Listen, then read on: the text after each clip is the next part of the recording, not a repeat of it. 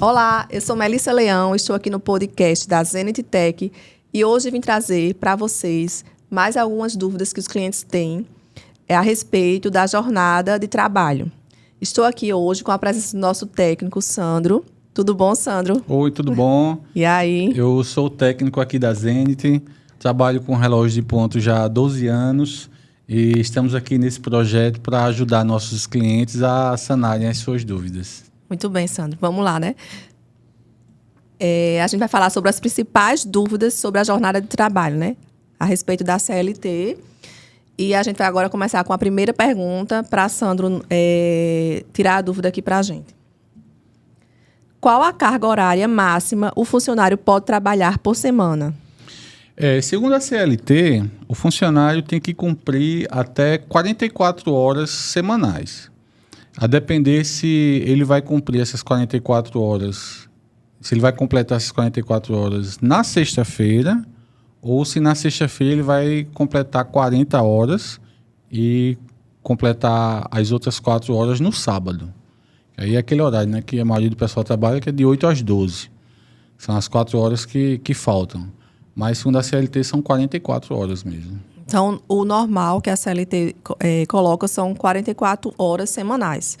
Tem outros tipos de escala, 12 por 36, mas aí a normalidade geralmente é essa, não é isso? Isso, é isso aí. Vamos para mais uma pergunta. Existe um limite diário que o funcionário pode fazer de horas extras, Sandro? Já complementando, né? Fora as 44 horas, né? O que é que pode se fazer de extra diariamente? Sim, ele pode cumprir até 2 horas. Ele pode fazer até 2 horas extras por dia, né? Estando dentro do que é correto pela CLT. E aí, se a gente for calcular por semana, né, 5 dias, ele vai fazer aí 10 horas extras por semana. Então, ele vai completar 54 horas por semana. E ele poderia fazer mais 10 horas extras de acordo com a necessidade da empresa. isso. Pela CLT, né, legalmente, seria isso. Contanto que seja até 2 horas, já está dentro do que é correto. Tá bom. Vamos lá, mais uma pergunta. O que é DSR e quais as formas de desconto do DSR?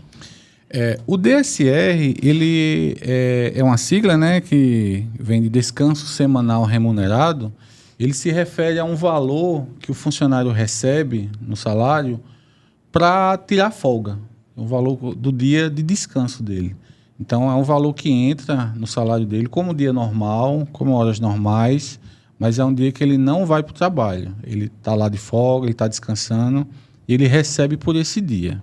Já está embutido no salário, né? E quando ele faz alguma coisa a mais, tipo uma hora extra, aí esse DSR, ele aparece no contra-cheque do funcionário. Isso. Isso. O valor dele é atualizado, né? Exatamente. De acordo com a quantidade de horas que ele cumpriu. Se ele cumpriu já está mais, embutido, mas se ele fizer alguma coisa extra, alguma hora extra, aí realmente ele acrescenta mais dentro do salário dele.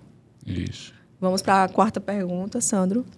Quando o funcionário deve receber o adicional noturno? O adicional noturno, ele ocorre quando o funcionário trabalha a partir das 10 da noite até as 5 da manhã. Que aí, nesse período, a hora dele se chama hora reduzida. A hora não tem mais 60 minutos. A hora tem 52 minutos e 30 segundos.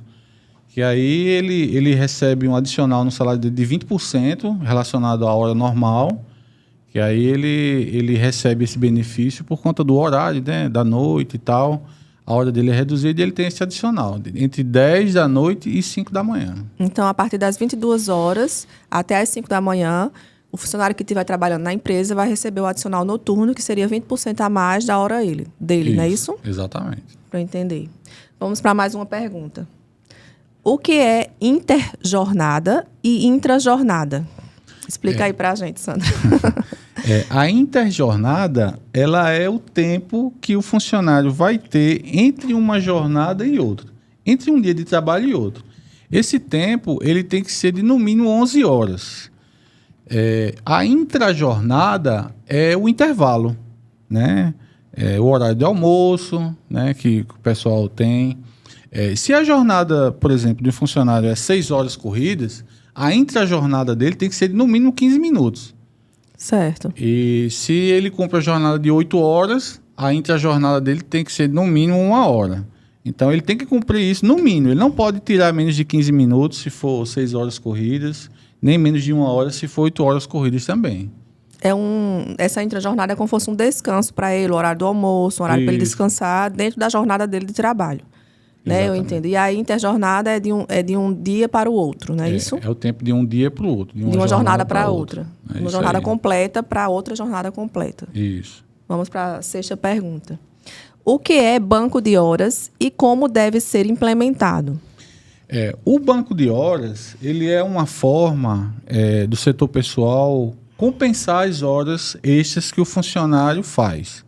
Então, o que acontece? O funcionário faz lá 1 hora extra por dia, essas horas vão sendo armazenadas como se fosse numa conta, e aí ele vai somando. Quando ele atinge uma quantidade de horas, a empresa vai combinar com ele para ele compensar, ou com um dia de folga, ou saindo mais cedo, ou chegando mais tarde. Aí, tipo assim, o cara completou 8 horas positivas no banco de horas no final do mês. A empresa vai dizer, Sandro, você, dia tal, amanhã, segunda, você não vai vir, você vai folgar para compensar essas horas extras que você criou no banco de horas. Certo, então ele é um combinado entre a empresa e o funcionário, para caso ele faça horas extras, ele possa compensar em outro dia, combinado entre as duas partes, né? Um combinado. Isso. E como é que é implementado, Sandro? A empresa ela tem que criar um documento chamado acordo coletivo. Nesse acordo coletivo tem dizendo quando o banco de horas começa a funcionar, qual o prazo de compensação, né? Até quando o funcionário vai estar lá armazenando as horas para poder compensar, e se o banco de horas vai terminar ou não, porque o banco de horas pode ser contínuo, né? Uhum. Você vai armazenando e vai compensando, armazenando e compensando. Ele vai definir os prazos, né? E o limite de cada. Por exemplo, assim, a gente tem que compensar a cada 3 meses, tem que estar compensando essas horas. Isso. Não é isso? Senão a empresa vai ter que pagar os extras no contra-cheque do funcionário. É tipo assim? Isso. Às vezes as empresas não conseguem, né? Que o cara compense. Aí acaba pagando. O cara lá tem um saldo positivo no banco de horas, chegou o prazo máximo de compensar, não conseguiu, o cara não conseguiu compensar, aí ele vai receber. Aí esse valor que tinha lá, vamos dizer, umas 10 horas que ele tinha positivo e não conseguiu compensar, ele vai receber no contra-cheque, como hora extra. E aí tem que ser feito no banco de horas uma operação de dedução dessas horas. É uma operação negativa que entra no banco de 10 horas para poder ele tirar essas horas que ele vai receber. Uhum. Aí se ele tinha 10 horas, aí fica zero, fica zerado ali naquele dia. Uhum. Vai aparecer no contra-cheque, ou então ele vai gozar esse dia, esses dias ou essas horas em outro momento, não é isso? Então, na verdade, é um acordo que é feito, acho que no sindicato, e entre a empresa e o funcionário, definindo as regras de como vai ser o uso dessas horas extras trabalhadas, né? E a compensação delas. Isso, é isso mesmo. Vamos para a outra pergunta. Funcionários contratados como horistas recebem horas extras, Sandro? É uma pergunta, uma dúvida que nossos clientes têm aqui também, assim, essa dúvida sempre. O horista, ele recebe por hora, né? A empresa calcula quantas horas ele trabalhou no dia, calcula o valor da hora dele, que não pode ser menor que o valor de 1 hora do salário mínimo. E aí é calculado quantas horas ele trabalha por dia para poder gerar o salário dele, né? Com relação a se ele recebe extra, é estipulada a quantidade de horas que ele vai trabalhar por semana, para poder gerar o salário dele. Se ele vier a extrapolar essa quantidade de horas que foi determinada, ele vai receber como hora extra. Sim, certo. Porque ele realmente trabalhou a mais do que foi combinado. Mas o salário dele não é baseado num salário fixo, é baseado na quantidade de horas que ele trabalha por dia. Então o salário dele pode variar.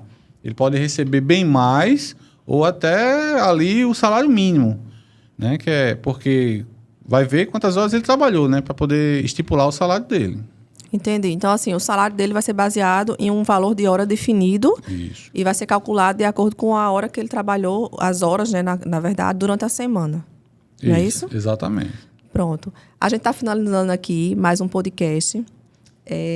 Agradeço aqui a presença de Sandro por ter se disponibilizado a tirar essas dúvidas. E queria deixar também, pessoal, aqui vocês, quando precisarem tirar alguma dúvida, também podem entrar em contato aqui com a empresa. Nossos técnicos são altamente qualificados. É uma equipe que atende com muita simpatia, com muita vontade realmente de sanar as dúvidas dos nossos clientes. Então, estamos aqui à disposição. Agradeço demais, viu, Sandro, sua presença. Eu que agradeço, obrigado. Foi muito bom participar disso aqui. E sempre que precisar de mim, a gente está aí para poder ajudar nossos clientes a resolver, né, todas as dúvidas e tocar a vida para frente. É isso aí. Vamos lá. Obrigado.